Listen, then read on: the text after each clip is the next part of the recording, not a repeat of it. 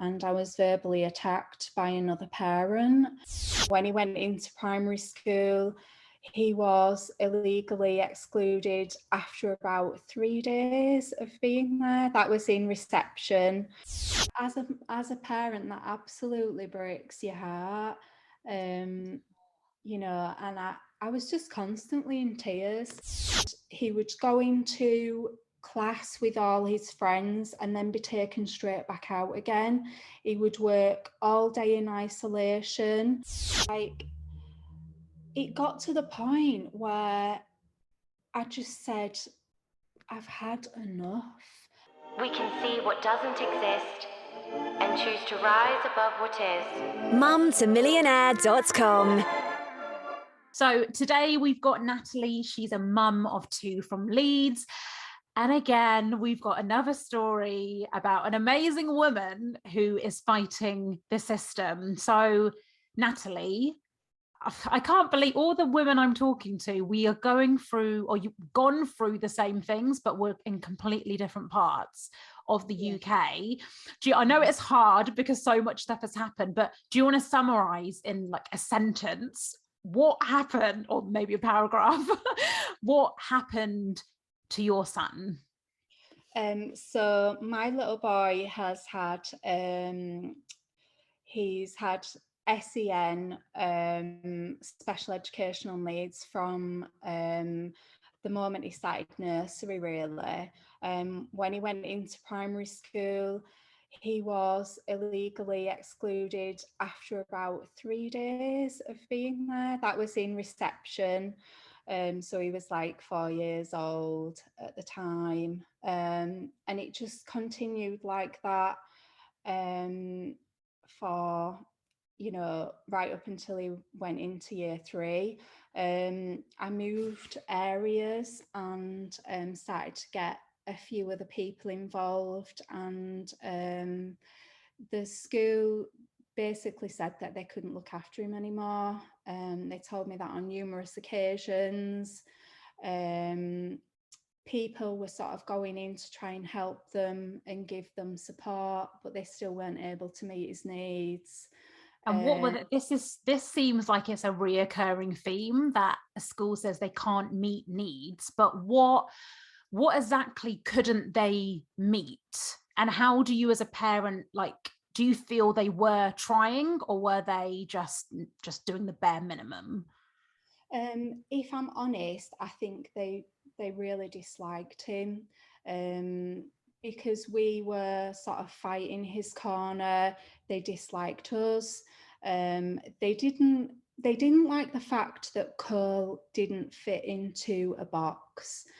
They wanted him to just be like all the other children and do as he was told. And they didn't want to have to go out of their way to be able to. The thing with children like that is there's no set way of working. You have to find what works for them, as opposed to, them doing what works for you. Does that make sense? It's like everything they did was wrong. I would take him to school in the morning, and he would go into class with all his friends and then be taken straight back out again. He would work all day in isolation. He was only in primary school. Yeah, he'd have lunch on his own without, towards the end, he wasn't interacting with any of the other children at all. They used to tell lies. They were very manipulative. They used to say that he was putting other children at risk. There was at least one occasion where I went into school and they'd taken all the furniture out of the assistant head teacher's office, and Cole was in there on his own, and they had the door, they were holding the handle shut whilst Cole was in. They would because they couldn't work with him properly and they couldn't see what his triggers were, you know, he would be very triggered a lot of the time, and that would obviously cause him to be upset, and he would express himself in I don't really know how to he would be angry and cross, you know. There was, for the first few years, he couldn't even really communicate verbally very well. He didn't really speak properly until he was probably about maybe 6. So the first year or two was incredibly difficult because he wasn't able to tell me what was going on. I just all I had was what the teachers were telling me. Oh God, do you know what? It's making me emotional because I'm like, I can't imagine that happening to a primary school child. It's Just a bit.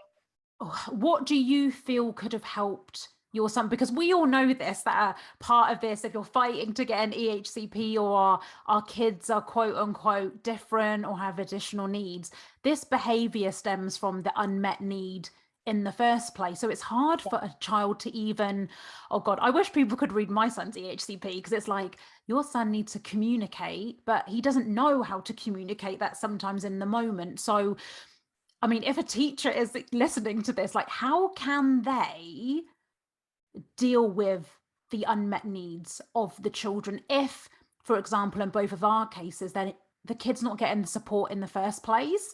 What can the teachers try and do to kind of help? I think there was definitely a lack of training where special educational needs were involved.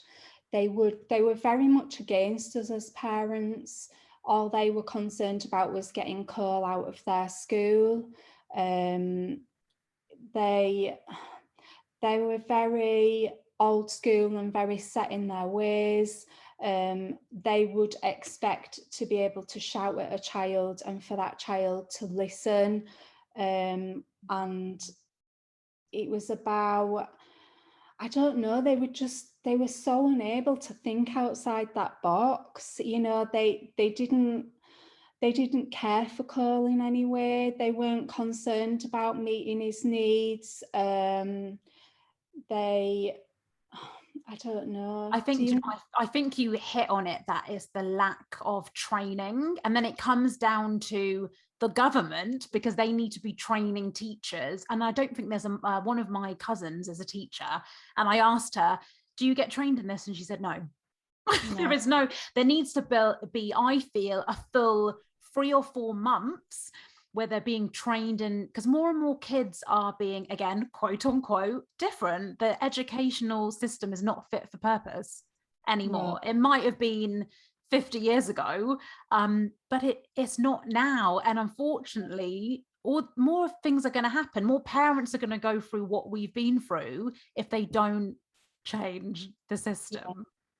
Because also, I mean, we said this as well, they are going to get more and more children that are like Cole, and they can't just not deal with every child that they come into contact with, or they can't just put the pressure on the parent to find that child a different school. I mean, if in contrast, because Cole is at another mainstream school now, but the attitudes in general between the two schools are absolutely worlds apart. You know, the school that he's at now, they have never ever excluded an SEN child, and it's not something that they would ever do. It's a school that's in a really, really bad area, and they get a lot of children in their school with additional needs. It's not a special school. It is, you know, a mainstream school, but they do have a specialist provision at the school, and the head teacher actually has her own child there who has autism. He's unable to sort of communicate. it just really couldn't be any more different. Wow. Okay, so we're going to talk about your story more, because again, I think it helps people to realize they're not alone. But before we talk about that, I really want to touch on what you said about how the schools are so different, because if other schools can learn from your son's current school, again, I think that will solve a lot of the issues. So what do you know the kinds of things they do to help the students there? Their attitudes are just completely different. They genuinely care about the children. And they put their best interest first rather than their own, I'm guessing. Absolutely. It's so hard to describe. It's not even particularly about training. It's just the attitude of all the teachers in the school. I remember when we first went to look around, and like I say, it's a school that's in quite a bad area. It's not, the best school by any means at all. It was probably in need of a little bit of TLC as well at the time, but I just got such a nice feeling about the school. Everyone says hello to you and makes you feel welcome. The staff are also friendly. By contrast, actually, when Cole was due to start the previous school, I actually reached out to the Senko there beforehand, and I said, I'd really like to try and organise a meeting with her, because I'd like to just explain a little bit about my son and the problems that we've had, to just try and make it a little bit easier. And she refused. Oh, wow. Yeah. And then when he started school, they were very much like, we had no idea, what Cole was like. We didn't know anything. Oh my God. I bet you were so frustrated going, but if you had the meeting with me, you would. Again, I feel it's like there's so many simple solutions to this that doesn't cost money. It's like communicate with the parent. It's what you said, and I think you explained it so beautifully, Natalie. It is the attitude. It's being empathetic to the child. It's having their best interests at heart. It's being loving, caring, really basic thing. And again, I feel with the situation that my son is in, if he just had those supportive people around him that was showing him, I think I even said in one of my thousands of emails and letters to the school, he just needs love. That is literally it. He just needs to be felt, that people understand what he's going through. It would have made such a difference, and maybe I wouldn't have been in this position that we're currently in. Because you also have to remember that children pick up on these attitudes. Cole might not have been able to speak very well when he first started, but he very much understood the vibes of the teachers. Do you know what I mean? And also that is really, actually, if I can say the word, traumatic, to be in a room where they've essentially locked you in there, and they've got there to see an adult do that. And I'm going to keep mentioning this, and every time I speak to another parent, if the tables were turned and if we did this kind of stuff to our children, what the school and council do, we would have been reported to social services. We would have got fines. Maybe we would have even been in jail. So why is it different for the council and the school? Do you have an answer? Why is it different? I really don't. I just know that what is going on is absolutely, it's terrible. It really is terrible that what they're putting these children through. I mean, I was very concerned that about this sort of long-term effect on Cole. He was restrained on a daily basis, and I don't mean just once or twice. Sometimes he would spend all day being restrained by the teachers, physically restrained. I would take him to school, and sometimes he'd attack me. I'd have to physically pick him up and drag him into school. That as a parent, that absolutely breaks your heart. You know, and I was just constantly in tears, just all the time. The other thing was as well that affected us quite badly. It was the attitude of the other parents. Oh God, yeah. Let's talk about this. This is a big. Not only do us as parents have to deal with our children's behavior, and I've been in that situation before where my son has been violent in the past, because again, it's their outlet. They're getting frustrated at school. They don't know what else, you know, how to express what they're feeling inside. So not only are we having to deal with our children, not only are we having to deal with the paperwork of school and the council trying to get support, we then have to deal with the judgment of other parents. So tell me about your experience with that. It was horrendous, but it was sort of connected to the attitude of school. School just treated Cole like he was a naughty boy, and that he chose his behaviours as opposed to being triggered because his needs weren't being met. The parents would make complaints regularly. They would say that, you know, Cole was a bully. They didn't want him in class with their children anymore. I would overhear kids saying, "Oh, look, that's Cole, he's such a naughty boy." But this was all stuff that was coming from the parents, because actually kids are very, very forgiving and understanding and resilient. It was very much the attitude of the parents and the teachers that was the problem. I had one occasion where I went to collect Cole from school, and I had my little girl with me at the time. This is going back a few years now. And I was verbally attacked by another parent because school had phoned her up and told her that Cole had broken her daughter's glasses on purpose, which wasn't true. I mean, nobody was there at the time. There was nobody there to witness what had actually happened. And when I spoke to Cole, he said that he wanted to play with this girl and her glasses fell off and broke.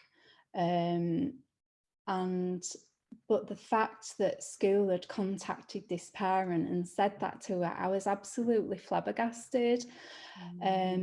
So she had a real go at me in front of all the other children, all the parents at school. The teachers were fully aware of what was going on and the fact that she was going to confront me like that as well. My daughter was crying. She was so upset. She was worried that we were going to get into trouble. When I went into school, you know, they denied that anything had happened. They said that they'd not phoned her up and told her that.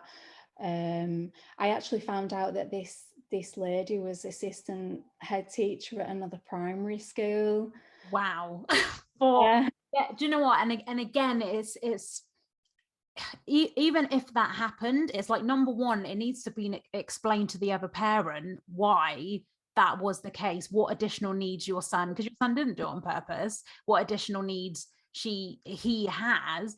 And not only that, do you go and confront another parent in front of children and other parents? That's not the way as adults to deal with things.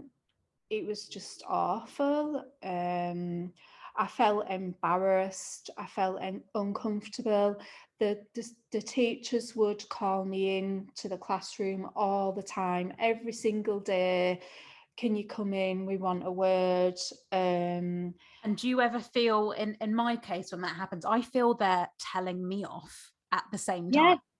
And 100%. I'm just like, you can't. Actually, that's my next question. How did you cope? And how did all of this, even from that one incident with a parent kind of saying stuff to your face, how does that actually make you feel as well?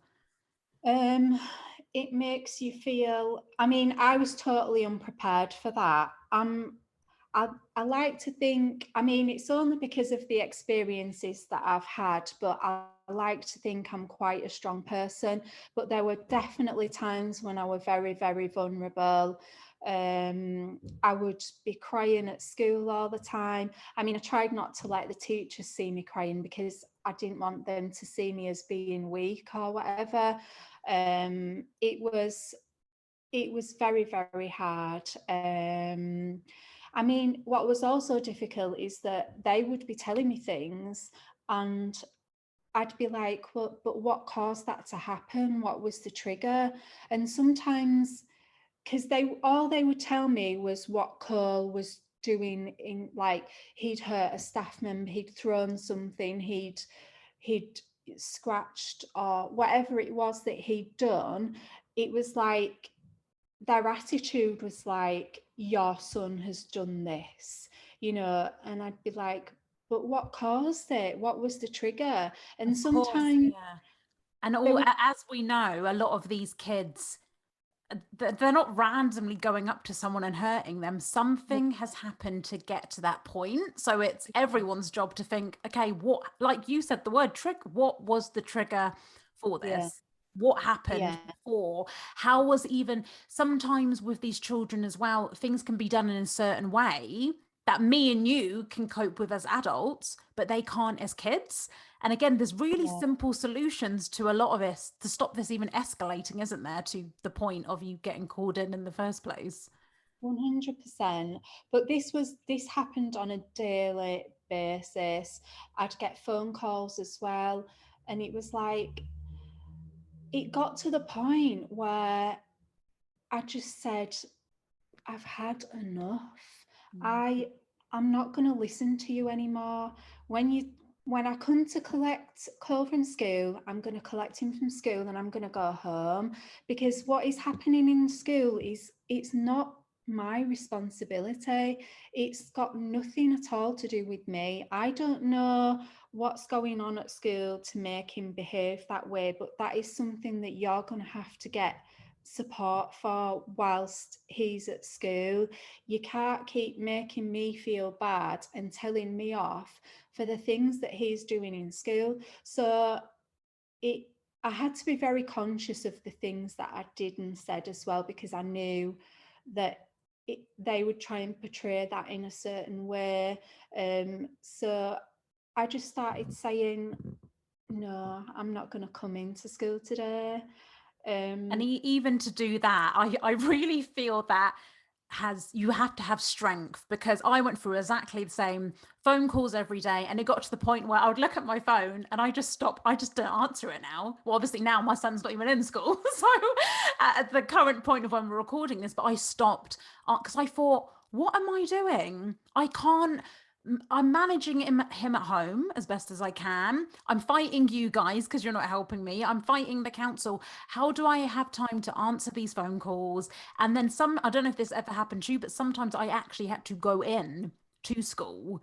So I'd have to go away from my work, go and see him at school, talk to him, and then come home. And I'm like, could everyone's educated there? They're all teachers, senior leadership. Can they not deal with this? Like, what's going on?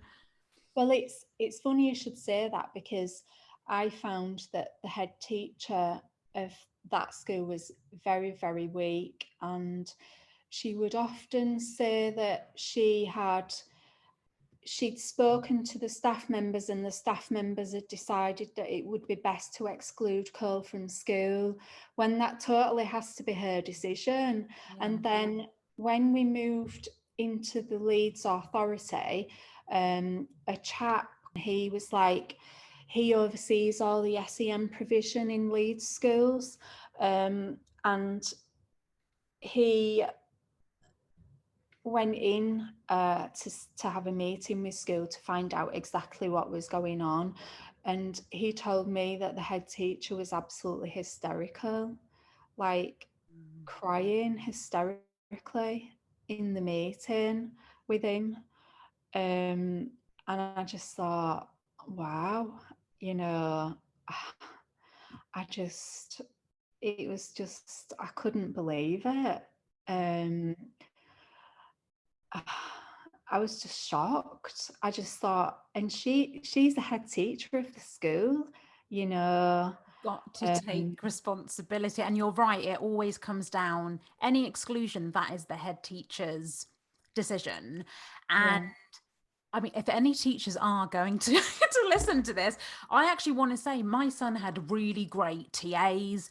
There were some brilliant teachers that I could see that wanted the best, but because they didn't have the power to do certain things, I feel like even there's some teachers that want to speak up, but they can't. And I remember one teacher in one of the last meetings I had at my son's school, she kind of stood up in front of everyone and she said, my son, he always tells the truth. And even that one line she said, I thought that took her courage to say that. She's really going against what the head teacher is saying. But again, I think so much of what we're talking about, Natalie, it is about having, and we mentioned it before, is they have to have empathy, be loving, it's communicate with the parents. Like, we are under so much stress already. And again, I don't think people realize that. I try to explain to the teachers who have got children, imagine if this was you. Imagine if this, but that doesn't even seem to work. So I'm like, well, what else? What else are we, you know? It's funny you should say that, because I think it was the very last occasion that Cole was excluded from school, he'd already started his transition into the new school. And I just thought, so I was taken into school unexpectedly, into the head teacher's office. No, I didn't know what was going on. I didn't know why they were taking me in there. And the assistant head teacher, who's also the Senko, and the head teacher was there. I was all by myself. And they said that they were excluding Cole yet again. And I said, but you've already been told that you're not allowed to. Anyway, I made it clear that I wasn't very happy with the situation. I said, you shouldn't be bringing me in here either, like this, when I don't have anybody else with me. Oh God, don't get me started on that. This is another loop. I call this a loophole, because they get, how many meetings have I had by myself with nobody, no one? And you're right, they do. Some of these meetings, they spring on you, and they labeled it. I've had meetings where they've labeled us informal, but then actually they are still a formal meeting, and then they use that information in whichever way they want. And I think this is a good tip for parents listening. Please always have someone with you, even if it's a friend, because you need to be making notes. And I know this is another full-time job, isn't it, Natalie? But you've got to have detailed notes. I mean, again, these last few months, I've been so drained and emotional. I don't even have the strength sometimes to write stuff down, but it's so important, isn't it, for us to make our own notes of what's gone on? Definitely. And make as much of a paper trail as you can. Try not to speak to the teachers on the phone. Try to, email with them wherever possible, and then at least you've got something to back you up. And that's another, I'm sure this has happened to you, they will say a lot of stuff verbally that's not documented. So what I've tried to do more recently is, if I do have that conversation on the phone, I always follow up with an email and just put bullet points. We talked about it takes us 5 minutes to do, but then we know as parents, okay, that's now been documented. God forbid if anything does happen. Yeah. So yes, in this meeting, I actually said to the head teacher, I said, what would you do if this was your child? And she actually said to me, I wouldn't be in this position in the first place. And I said, what exactly do you mean by that? Are you trying to say that you wouldn't have a child like Cole? And then the assistant head teacher butted in and said to her, you don't have to answer that. And I was just absolutely flabbergasted. She sat and crossed her legs and totally spoke down to me and said I wouldn't be in this position in the first place. Oh, What are you do you know supposed to what? take I from don't that? even know. I would have, I feel like crying now, in all honesty. Like, I would have crumbled, because at the end of the day, nobody knows what's going to happen to your child. Nobody knows. And touch wood, she never is in that position, but her child may have mental health issues when she gets, or he, or whatever her children are, when they get older. And is that going to be her fault then? You know, Yeah. it's, oh, I don't even know what to say to you. I don't know what to say. And I thought to myself, you know, I really mulled that over for a long time. And I thought, what is she trying to say by that? Does she mean that she would never have a child that, was faced with being excluded from school? She would, honestly, I just couldn't fathom. But that for me just said it all, because I thought, you have no sympathy for me, you've got no empathy at all towards Cole, who's, he was just a baby, he was 7 years old at the time, and they chose to exclude him when he was transitioning into a new school. I mean, who even No does sense. that? It's No. I couldn't, even just the pure fact that they're knowingly excluding a child that has special educational needs. I really just don't know how those people sleep at night. Genuinely, I really don't. Um, I, I think to put a child through that, and a family through that, and their profession is, they're teachers. They're supposed to care about people, and they're supposed to want to support people and look after people, and surely that's in their nature to be all maternal. And do you know what, I Yeah. could not understand. I do, you know what, as I'm here, you're making me tear up now, because I'm like, I just don't, I just don't even know what to say to you. But this is the thing, there's so many questions and everything gets unanswered. You will pose a question to them and it's like they will say something silly like they said to you, or they just don't. I've noticed the technique with my son's old school is, if I ask a question, they just are silent. They will look at me and say nothing, and I'm just like, okay, nothing is progressing here. We need I mean, I think this was the best one when I asked the council recently, who is responsible for my son's EHCP provision and who is responsible for his education? And they said, I can't answer your questions. Why? Those basic simple things. Exactly. But it's like, no. And this is where the frustration, doesn't it, come in as a parent? Because you go to the school, they blame someone else. You go to the council, they blame someone else. You go to the MP. I don't know what my MP is doing at the moment. He's just sitting on this, God knows what. But it's like, we are going round in circles. And there's parents like us out. We've just had enough, haven't we? We just want, tell me what happened in your case then? Because I think you mentioned to me before, was your son then out of school, or did you manage to tell me that situation with that? Well, there was a couple of occasions actually when I chose to keep him off school. There was I was really in a dilemma for a long time. I looked at, myself and my husband actually, we looked at several other schools. We looked at special schools.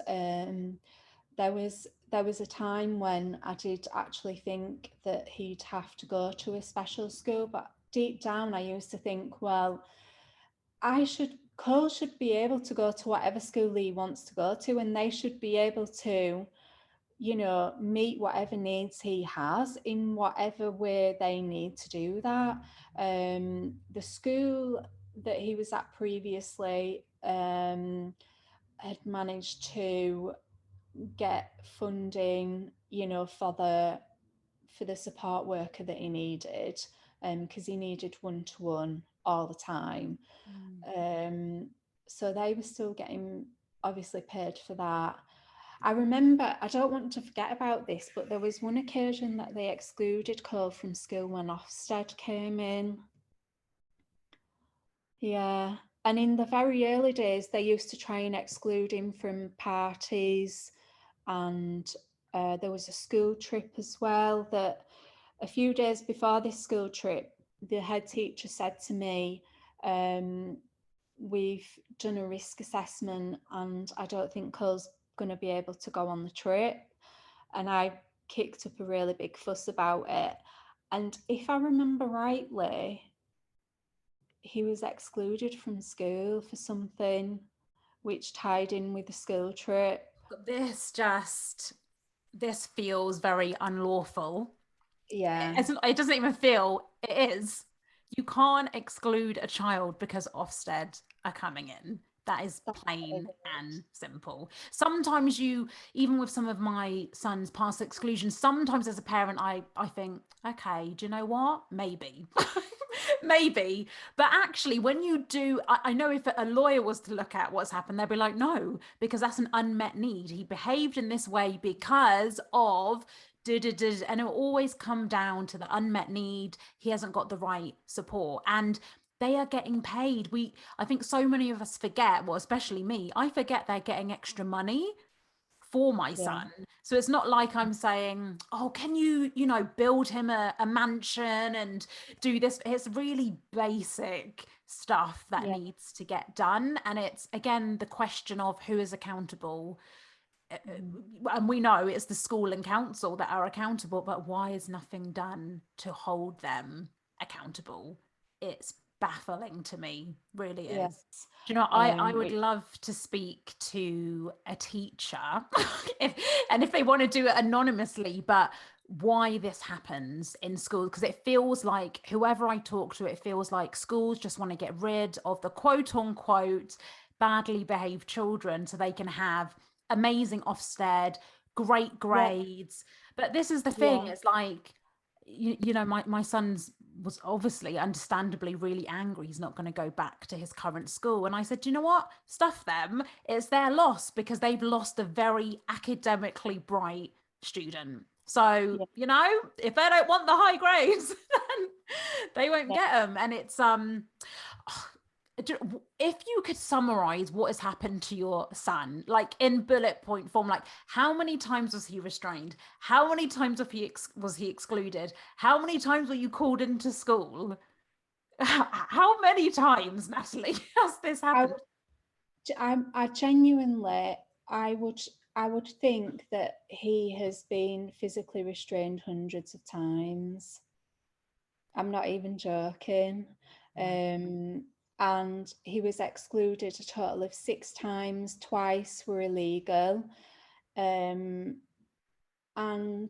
in terms of being caught, I mean, I were pulled into school every single day, and it was embarrassing because, the other parents saw that as well. They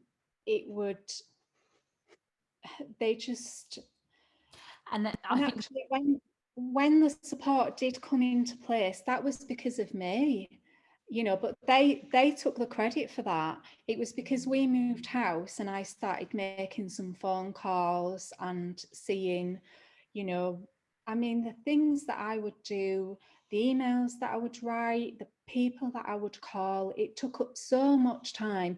They used to have a drop-in session once a month at Leeds City Hall. That I used to get the bus. I do drive, but I don't like to drive into Leeds City Centre. So I used to get the bus once a month, and I used to sit and cry because there used to be various different people there, like from CAMS and Sendias and all the different, support networks. And I'd just move from place to place to place, crying. Stars as well were always there, us telling them that we were at crisis point, that I needed some help for my son. It was just horrible. In terms of Kirklees,